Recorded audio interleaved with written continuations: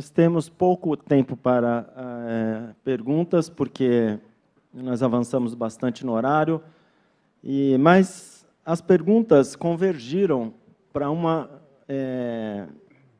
tema, que, na verdade, é bastante amplo ao mesmo tempo, mas várias perguntas, Pedro César, Márcia e Tatiane, Ana Chiesa, Luciana Lino, Camila Rocco, Cleide, Carla Duprá, Rangel Barbosa, Cleide, obrigado pelas perguntas.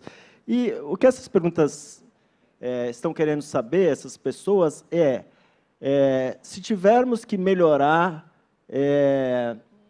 rapidamente a qualidade das creches no Brasil, quais são as prioridades, na sua opinião? Então, umas perguntas apontam o currículo, outras apontam o gasto, aumento de gastos, outras falam da formação dos profissionais. Então, eu acho que, para resumir tudo isso de uma maneira sintética, se vocês pudessem, em 5 minutos, apresentar, na visão de vocês, qual seria a prioridade para melhorar a qualidade da educação infantil, eu acho que a gente responderia, de algum modo, todas essas perguntas, dadas as limitações que a gente tem de tempo.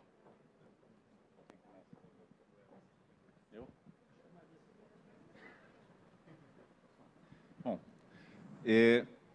eu acho que tem três... Se eu hoje estivesse à frente dessa decisão, eu acho que tem 3 coisas que me vêm à mente, tá certo? Algumas baseadas em conclusões mais científicas, outras em evidência anedótica. Eu acho que esse problema da rotatividade é muito sério, tá certo? Especialmente nos municípios mais pobres. Eu acho que essa questão interage com os requerimentos de qualificação que têm sido impostos também pela legislação, né, que agora requer ensino superior para as educadoras, e uma pessoa com ensino superior tem também um custo de oportunidade muito alto de ir para outros empregos. Então, se quer aumentar o sarrafo, precisa também pensar em como é que mantém, mas essa história do vínculo, para mim, é uma coisa bastante importante. Eu acredito no treinamento, eu acho que uma ênfase maior em... E o treinamento, acho que ele passa por 2 coisas. Uma é ensinar, tanto nas faculdades quanto nos cursos de especialização, o que são os marcos do desenvolvimento, quais são os tipos de estímulo e de atividades, as opções, quer dizer, a caixa de ferramentas, expandir a caixa de ferramentas das pessoas que estão envolvidas nessa atividade, é fundamental, né?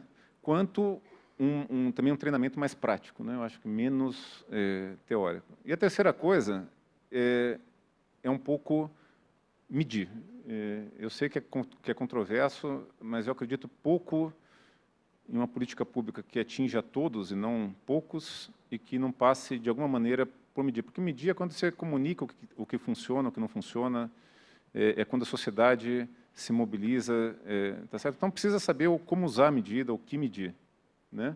E eu entendo também que nisso existe um impulso muito grande para medir, para se priorizar por parte das pessoas que estão envolvidas nesse processo decisório, medidas que logo depois você consiga associar com dinheiros para poder dizer quanto custa a qualidade e pedir dinheiro em Brasília. E as medidas de processo ficam sempre para trás nisso, certo? A prioridade passa a ser sempre...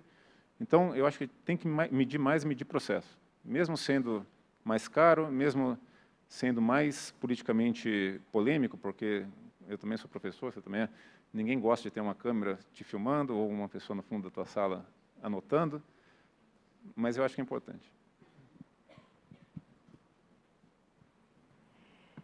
Bom, eu acho assim, a primeira parte da pergunta que o Naércio resumiu é se tem alguma coisa que pode resolver rápido. Aí eu vou falar para vocês, já estou bem velhinha na área, eu acho que nada vai resolver rápido. Eu acho que é um processo e ele está em momentos diferentes, em diferentes meios, em diferentes grupos, em diferentes meios, em diferentes regiões, etc. Nós fizemos também, há alguns anos, uma pesquisa sobre a gestão da educação infantil em capitais, tanto a gestão das unidades como a gestão municipal. E como nós temos sistema quase totalmente municipalizado, essa gestão municipal ela tem muito impacto sobre decisões estratégicas que são tomadas e que afetam a qualidade da educação infantil. E aí a gente vê alguns problemas que são problemas de natureza política institucional no Brasil. Primeiro, uma das capitais que nós analisamos, no período de um prefeito, tinha trocado 11 vezes de secretário da educação.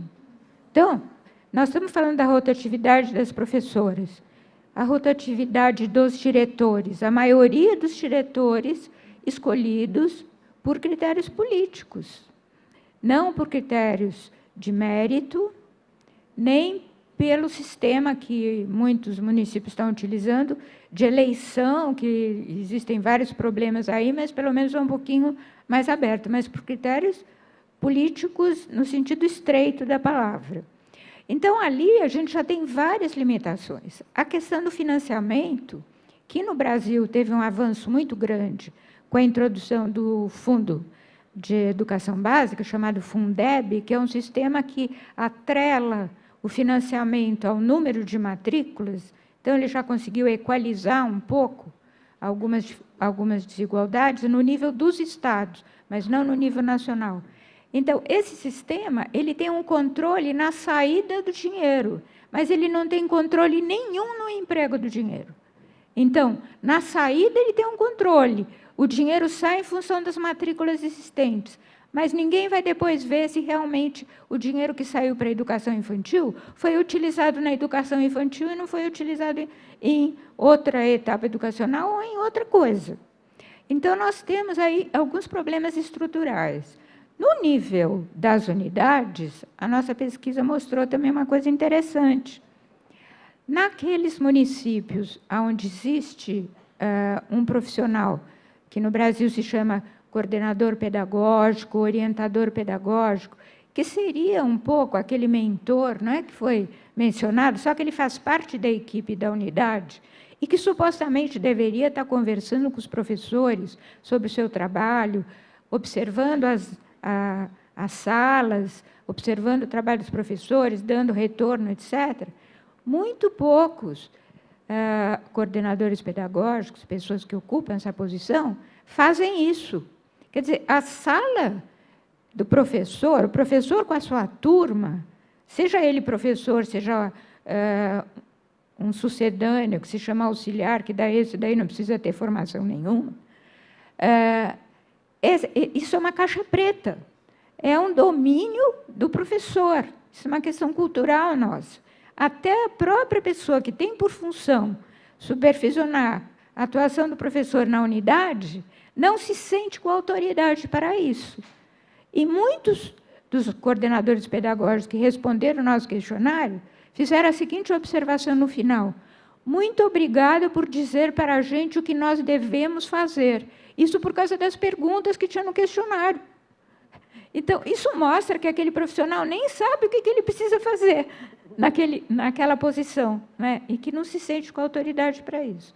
Então, nessa questão mais assim, do que nós chamamos da caixa preta educacional, que também existe no fundamental, no médio, no superior, etc., no caso da educação infantil, ainda precisa ser quebrado, né, nesse sentido. Então, por isso, eu acho que nós temos uma dificuldade aí, porque eu concordo com o Daniel, que a gente tem que ter uma avaliação, o controle social sobre o uso do dinheiro público tem que ser grande aqui no Brasil, não se cobra nada, né, das famílias aqui. Nós temos uma população muito pobre que não teria como pagar, mas, assim mesmo, não se cobra nada, a não ser nas conveniadas, que às vezes se cobra alguma coisa, pouca coisa, né? E aí eu acho que talvez isso possa servir de estímulo, a gente quebrando um pouco essa caixa preta, ou seja, entrando na interação do educador com as crianças, que é fundamental, e todas as pesquisas têm mostrado que isso é fundamental.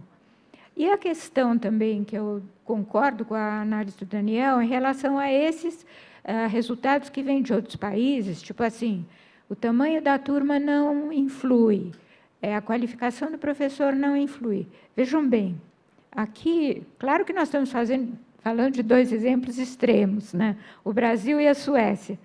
Mas aqui em São Paulo, até o ano passado, a turma de pré-escola, 35 crianças com um professor.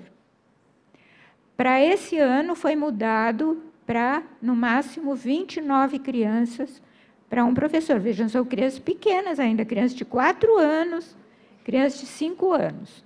No caso da creche, é menos criança, mas o que acontece? Tem um engano aí, que é muito comum nos sistemas brasileiros. É o que eles chamam de agrupamento, mas não significa que numa sala só existe um agrupamento. Então, numa mesma sala, você pode ter 2 até 3 agrupamentos, como aqui ocorre, aqui na cidade de São Paulo, de um professor, digamos, com 10 ou 12 crianças de 0 a 3 anos.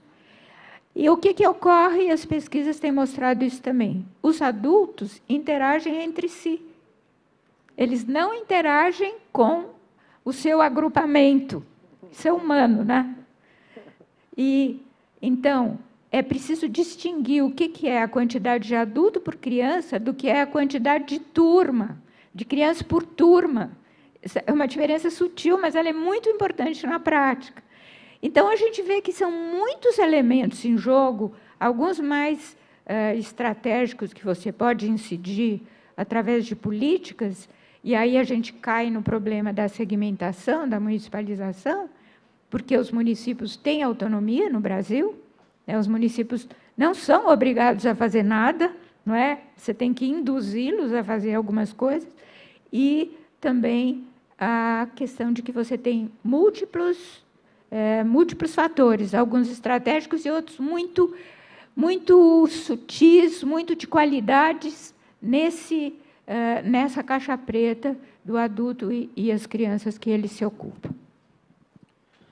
Obrigado, excelente. Muito obrigado pela concisão para responder uma questão tão difícil. E nós recebemos mais perguntas, infelizmente não vai haver tempo de debatê-las aqui, mas, na medida do possível, elas serão respondidas através da internet. Então, eu agradeço novamente o Daniel Santos, a Maria Malta, pelas excelentes exposições e debates. Agradeço a todos pela presença e encerramos aqui esse painel. Obrigado.